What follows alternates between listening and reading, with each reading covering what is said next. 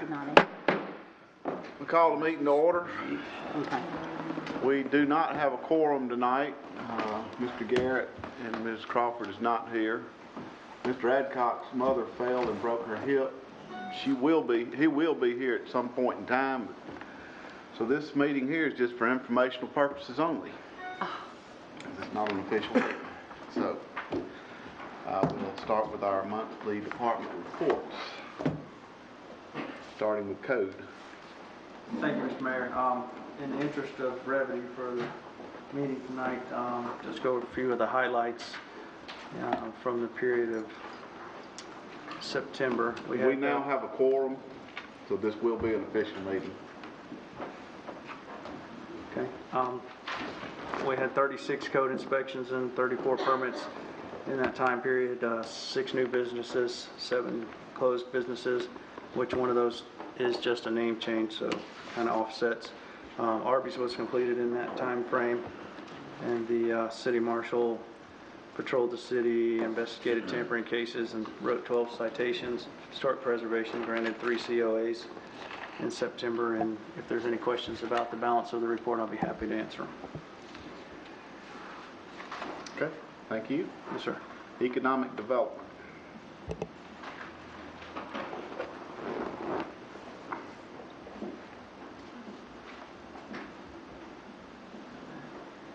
You have the full report before you, but just want to point out a couple of key things. One is that we have wrapped up the Smithsonian exhibit. It's been sent back to the Smithsonian, and we had over 800 visitors and 4 local field trips from schools come through, so that was great for our Monroe Walton Art Center and the Visitor Center and Museum.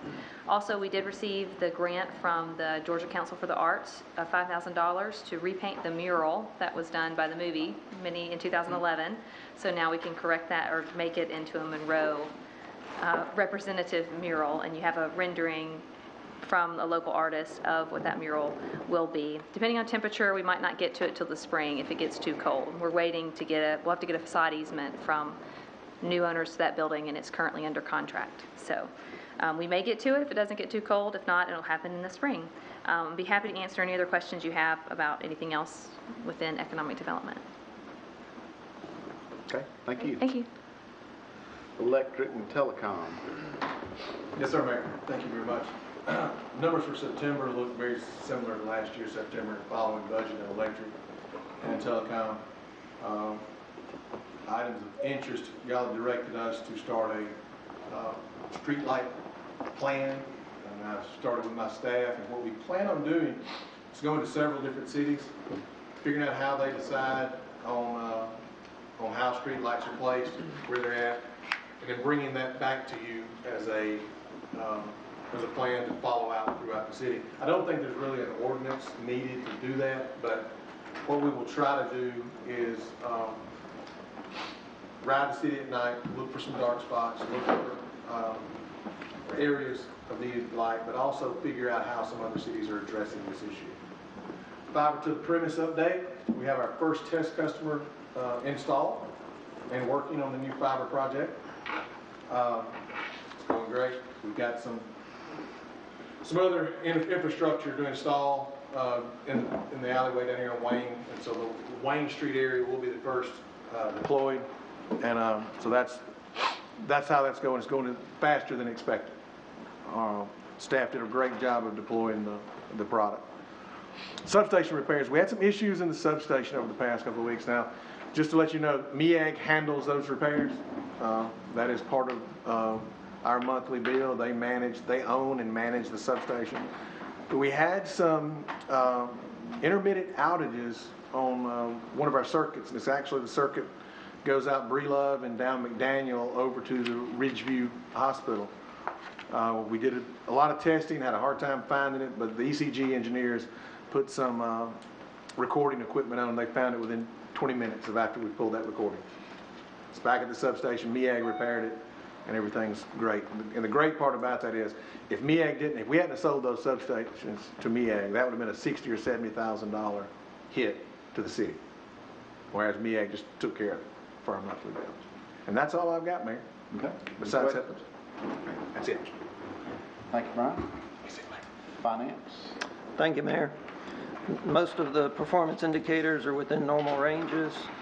The one I'll point out is the local option sales tax was $150,000 for September, and October's we just received was $148,000. Moving on to the financial status report. General fund cash balance should start rising now that we're collecting property taxes.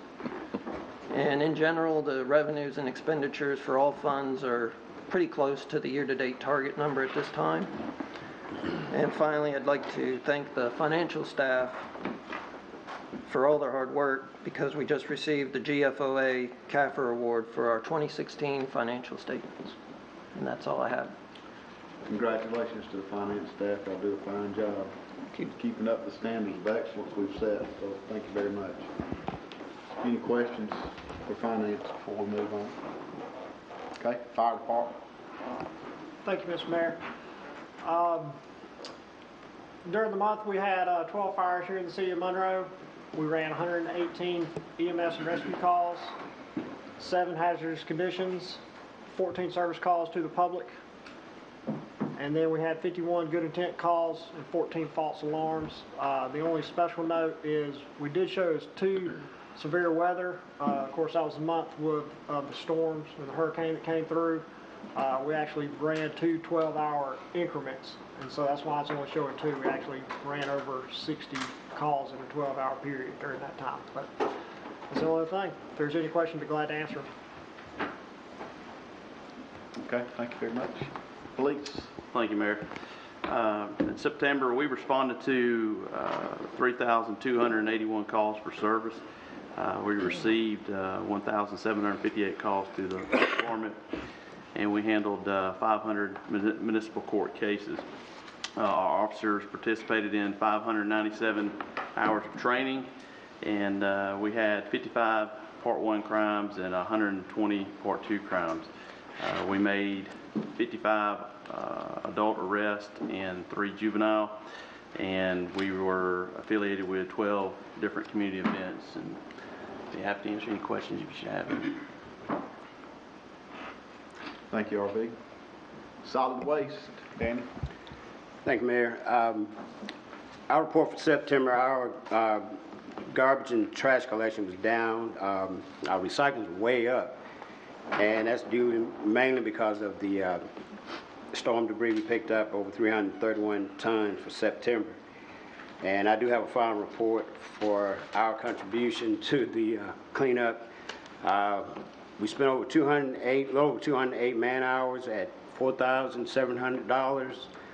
Equipment was spent over $13,200, and our debris collection disposal over 392.39 tons of yard debris.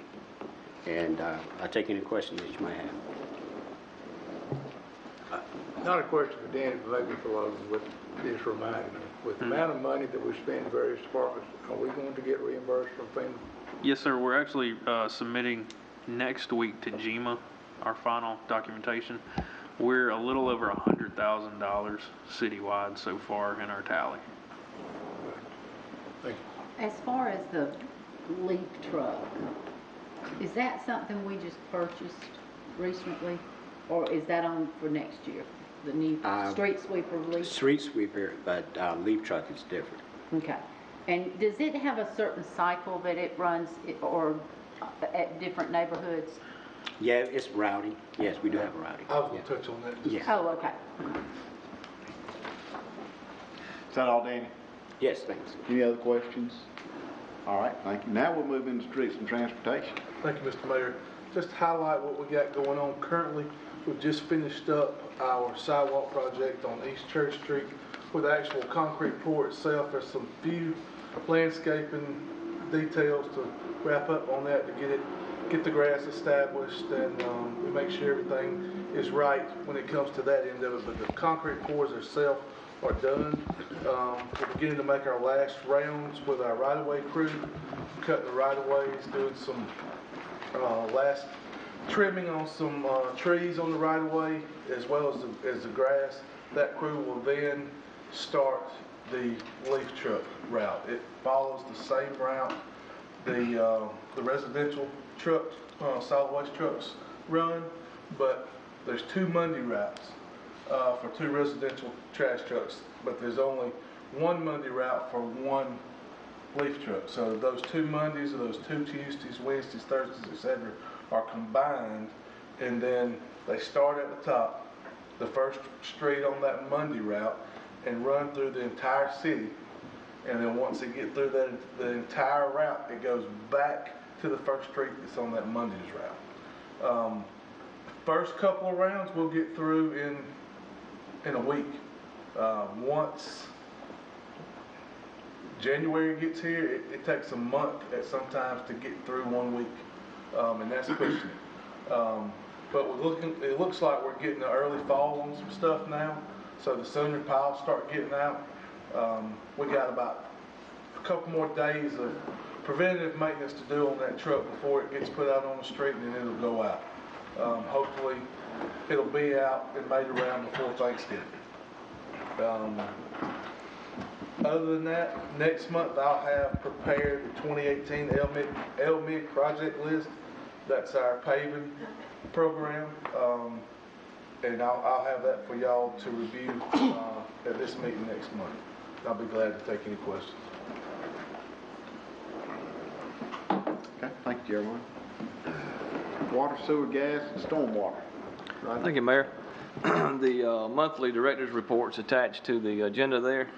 I also want to give you an update on a couple major projects, one being the gas main installation on Dean Hill Road. That started, we got about 2,500 feet in of gas pipe. The gas steel main replacement on Roosevelt and East Marable has also started. We started the water to the transfer station today to get Danny some fire protection out there for the trucks and all. And then we had our pre-con meeting for the CDBG on the 31st of October to set the start date, which is next Monday, the 13th, for the water, sewer, and storm replacement on 5th and 6th Streets. If you got any questions, I'll be more than happy to answer them. Okay. Thank you. Thanks, Rodney. That concludes our department reports. Now we'll move into our committee information, starting with finance. Thank you, Mayor. We have one item on the agenda this evening, and it's the approval of employee benefits and broker services for health and wellness benefit plans. Mr. Probst. Thank you, sir. Last month, we put out an RFP for these benefit broker services.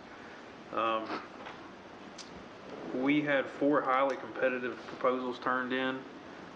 BIS, which is the incumbent, formerly Covenant, Northwestern Benefit Corporation of Georgia, Shaw Hankins, and MSI Benefits Group, Inc. This was a great time to put this out because these bids were extremely well written, very competitive. I think it was a tough choice to select the right broker, but after going through, we had a little staff committee that went through each of these. We spent half a day going through it. We've selected MSI Benefits Group. Matt Bidwell is here representing them. Should you have any questions after I conclude this, but the reason why we did this was I think we can improve our benefit services to our employees. We've had a few bumps in the road over the last year, and the fact that the services have not been bid for over 20 years, it needed to be done.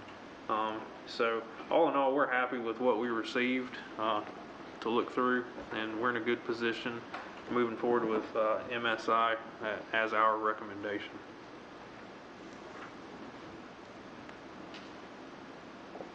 Okay, are there any questions?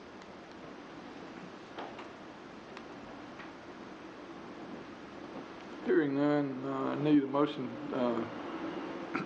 to approve this RFP, and so we can present it to full council next week. I'll offer that motion for MSI. Second. Have a motion and a second. All in favor, say aye. Aye. Opposed? Motion carries. We'll present that to full council for their approval next week, Mayor. Okay. And that's all we have, Finance Committee. Thank you. Next is the airport. Chris?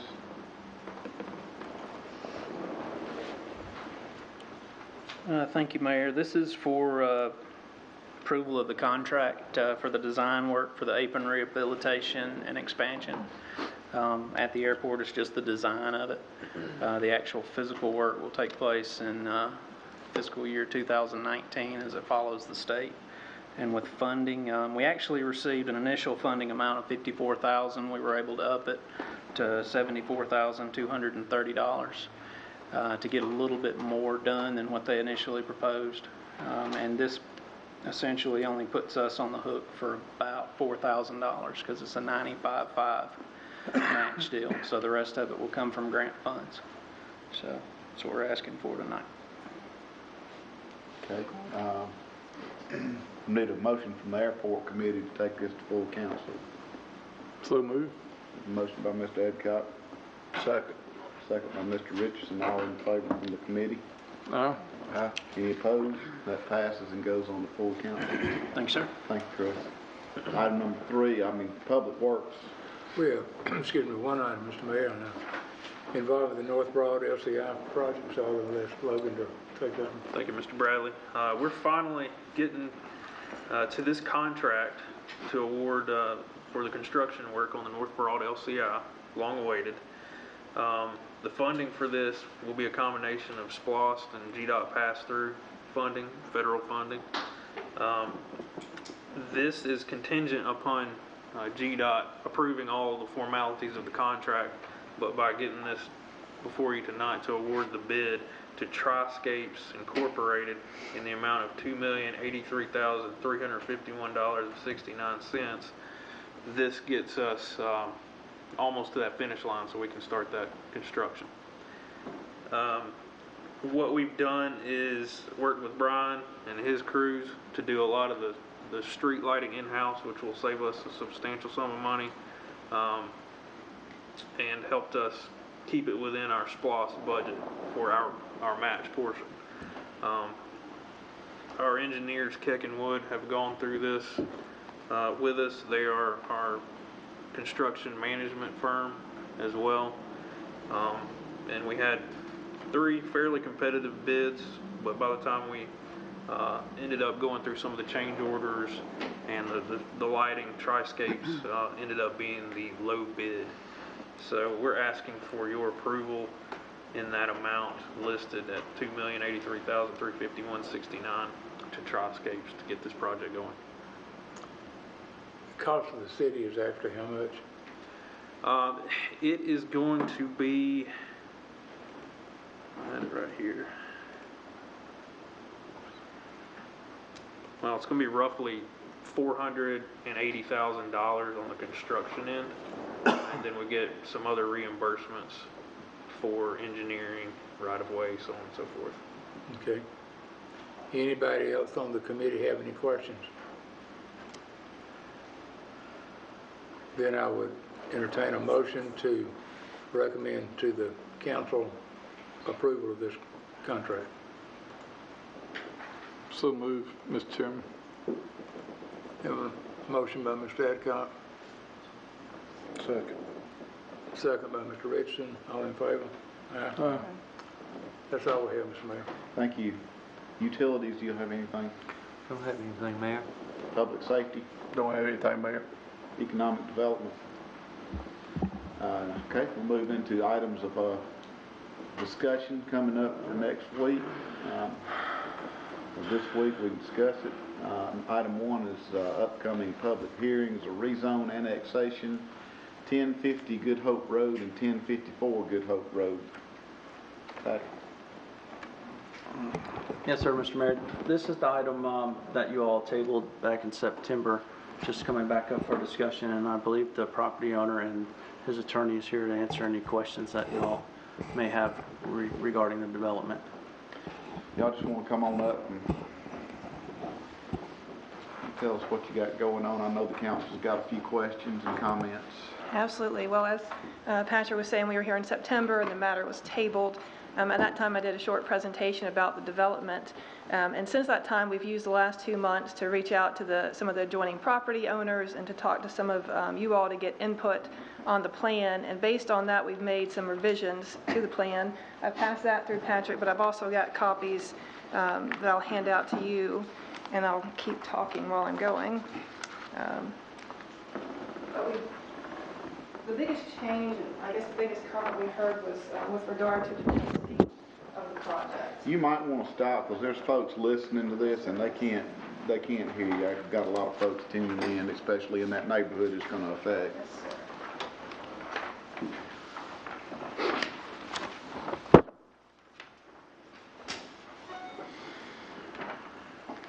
The primary comment that we received and the feedback that we heard was about the density of the project. The original plan showed a density of 2.7 lots per acre. And so we looked at the plan and we were able to remove 8 lots.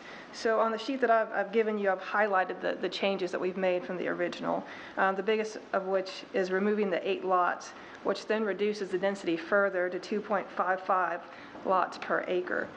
We are still asking for the R1A rezone, and under R1A you're allowed 5 lots per acre, and so we're asking for significantly less than that. We're willing to make this density a condition of the zoning. In addition to removing the 8 lots, we've also added in to show, we've talked about the amenity areas, but we didn't show them on the plan. So we've added in where we're going to put in a playground, and then also the area where we intend to put the lighted and covered mail kiosk. Be happy to answer any questions about the changes to the plan. Angie, I'm sorry, but it's print's too small for me to read. So I have a question. Is the minimum lot square footage change?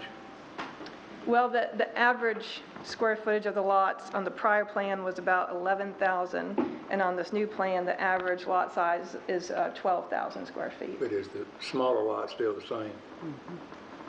Well, it's slightly bigger, but there are some lots that are roughly the 75-foot width.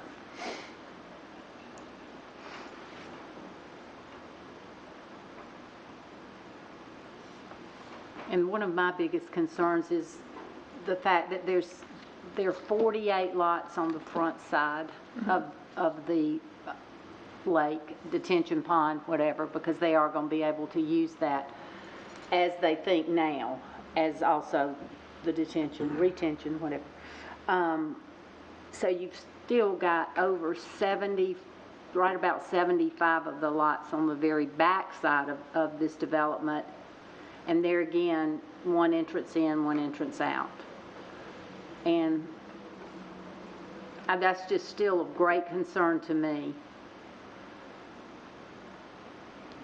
as from a safety aspect.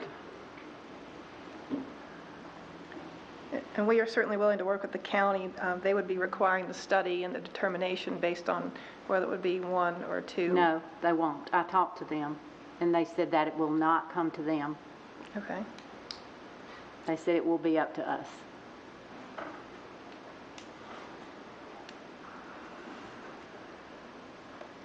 That they won't have any jurisdiction over that.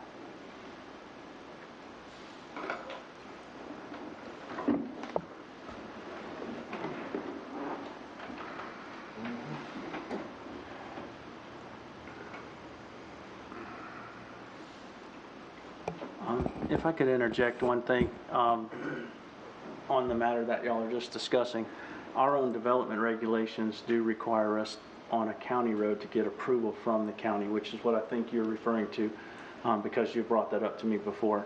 So since we're not annexing the road, the county will still be a county road, and we would, before we can issue a development permit at all, we would have to have approval from the county on the road design and the entrance. Their regulations for this number of lots would require 2 entrances, except in special circumstances for which they can make administrative adjustments to that requirement. But it would be a county. We'd have to at least work with the county to get their approval on whatever design they come up with. Just wanted to make that clarification. Right. If we were annexing the road completely into the city, which we're not, because that would create the unincorporated islands to the west, that would be completely on the city. But like Pat said, that this is a little unique and it does involve some county cooperation.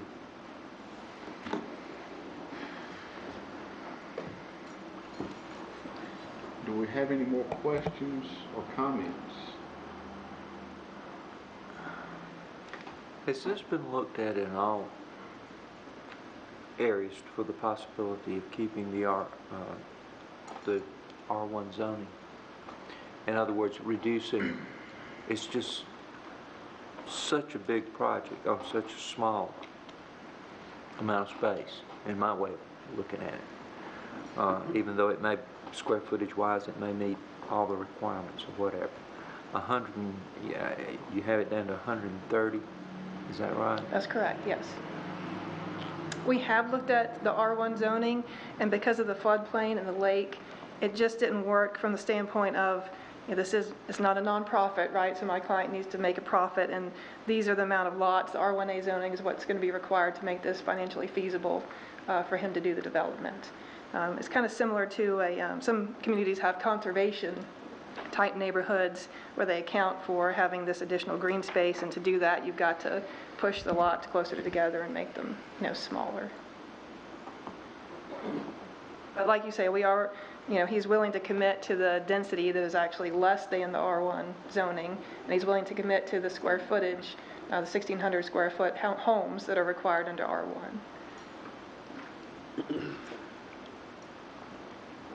What would the density be if it remains in the county? Can anybody, Patrick, can you answer that?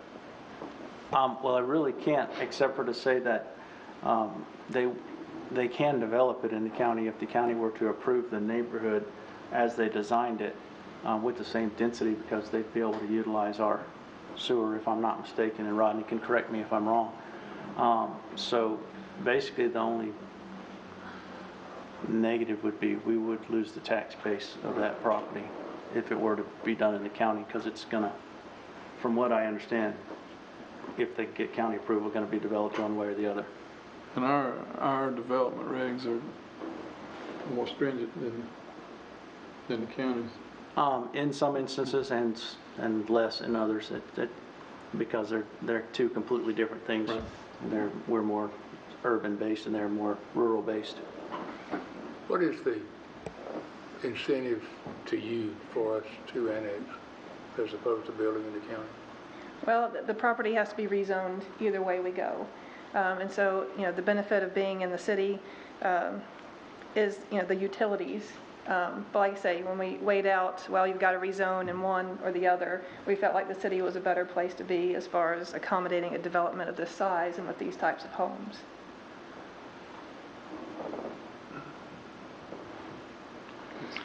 The biggest thing I'm hearing, and I've had several conversations with the folks that it's going to affect the most, which is out with your property abuts. And I realize you can develop this in the county and your price point on the houses may be a little bit cheaper because you can build some stuff with some cheaper material. We'd like to be able to keep it in the city. That is my goal if you go through with this development. I think if you go through the county, you're going to lose some houses because they're only going to give you 100, but they will accept probably about 120 with if you go before and ask. I think they'll accept that. Just talking to the county. Would there be a possibility of maybe losing 10 more houses and making your price point come up a little bit more? The biggest concerns I have and what I'm hearing is that if your price point's a little too low, it may turn into a government subsidized or a Section 8. That is a concern. If it's high enough, some of these folks will not be able to repurchase a house and use it for that. That's what I'm kind of pushing for, is to get the price point up to the $199,000, $200,000, $210,000 range. You can make a nice product there, and if you lost 5 to 10 more lots, you might can make it up in the price of the housing. Then we have the control over the building materials that's used, It won't be a vinyl siding. It'll be a nice development. It'll be sodded yards. The entrance exit, of course, you'll have to work out with the county through their zoning, but I don't know if you'll get much of a pushback with that right there, and I think that's the council's biggest concern. If this thing builds out, well, the one entrance is a big concern, but if it builds out at a lower price point, what are we looking at 5 years down the road? We need that higher price housing for our folks to come live, work, and play here. We don't need it to turn into a government subsidized development. We've got plenty of that, don't want no more. Thank you very much. We certainly don't want it to be that either. Yes. We don't want it to be a rental neighborhood whatsoever. And we know y'all developers got to make some money off of it. I'm trying to keep it in the city so it can develop out the way we want it to develop, because that's right at our doorstep. We want it inside the city, but we want it done right. And we got to keep those neighbors out there happy, because they're going to be coming looking at us 5 or 6 years down the road and saying, I told you this is what was going to happen. So if we can keep the development upscale, I guess, at a higher price point, that'll help. Okay, I hear you. And we are, we're pushing that 200 mark as our average. But I'll explore with Joe to see what we can do about building the higher end of the homes that he's proposed. Several of them, the square footage, 1,900 square foot, 2,400 square feet. So a lot of the plans he had already proposed to put in here would meet closer to your criteria. Yeah, I love the development. I want this development. I want it inside the city of Monroe. And I hope we can work together to get it in here. Great. Any other questions,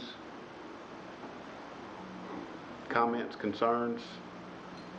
The only other thought I had was the location of the playground in proximity to the kiosk.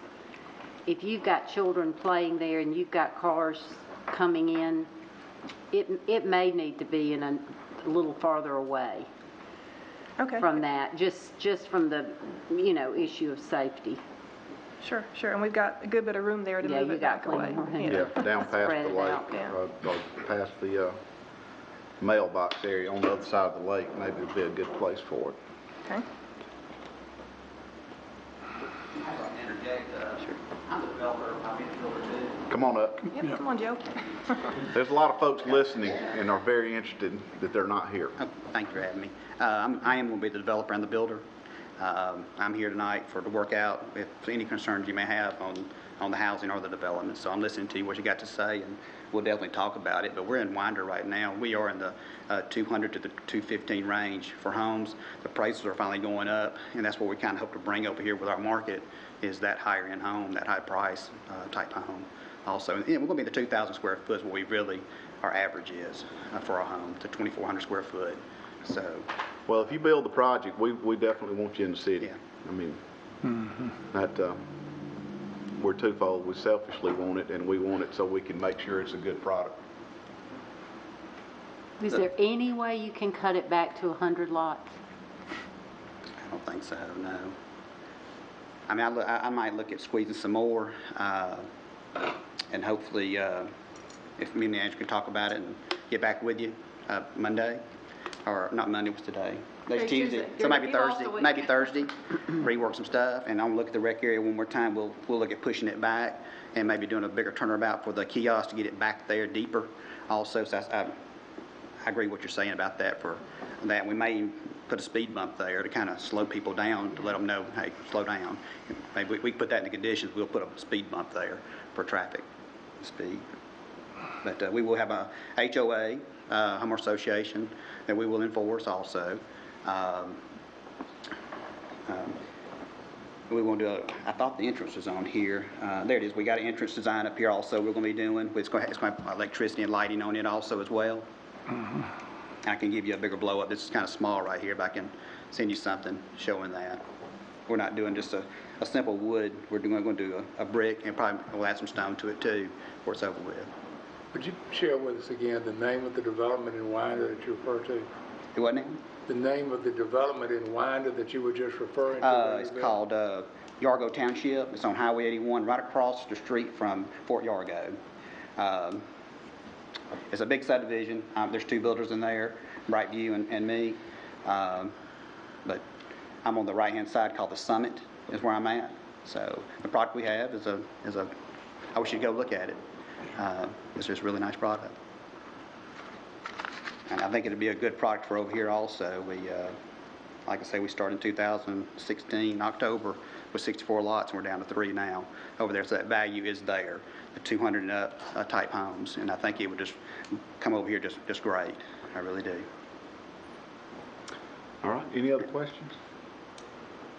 Thank you very much. Thank you. Item number 2 is the appointment to the Housing Authority. My computer's not Mine either. loading. Mine either.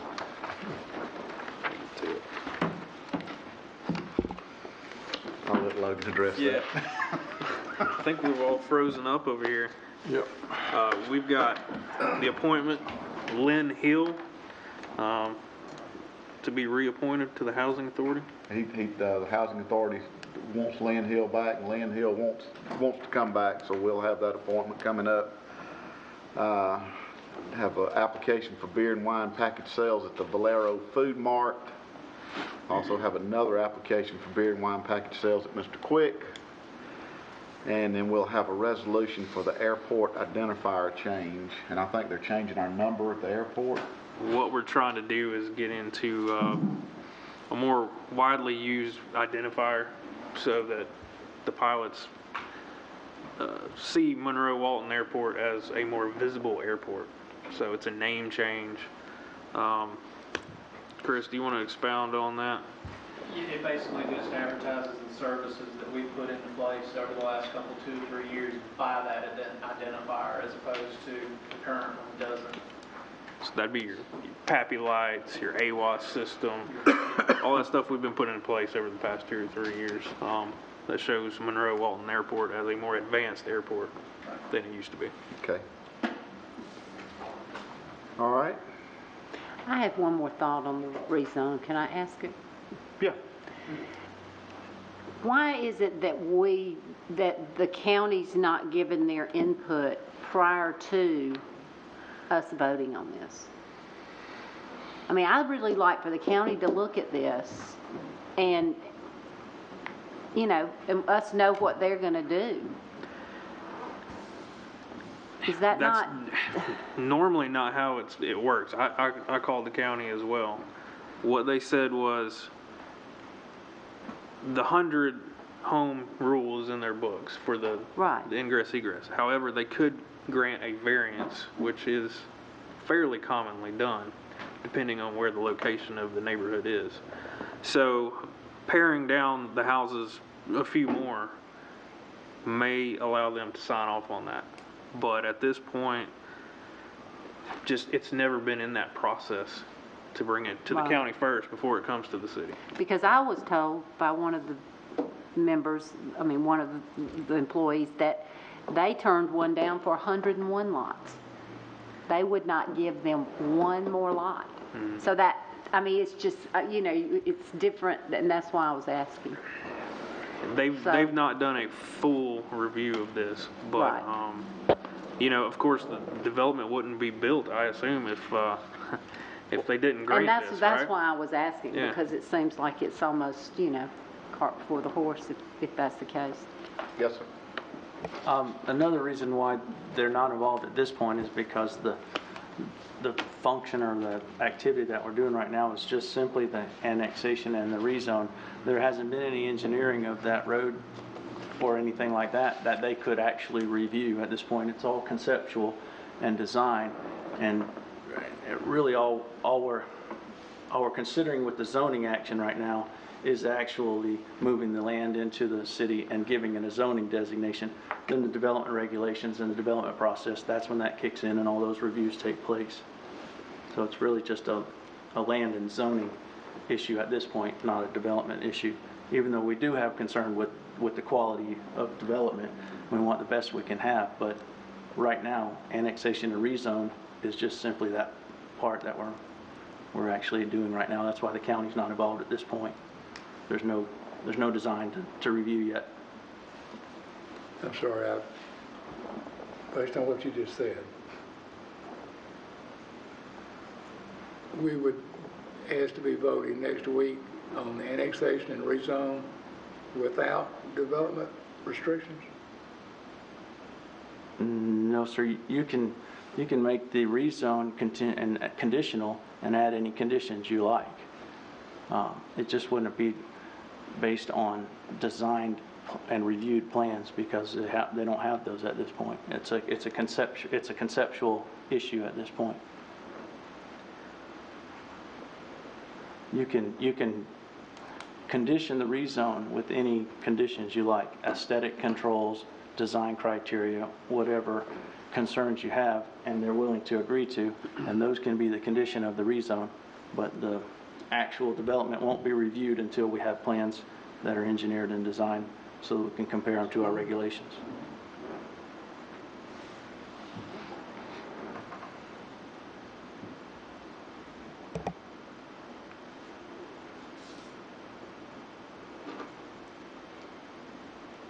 Any other questions on that matter?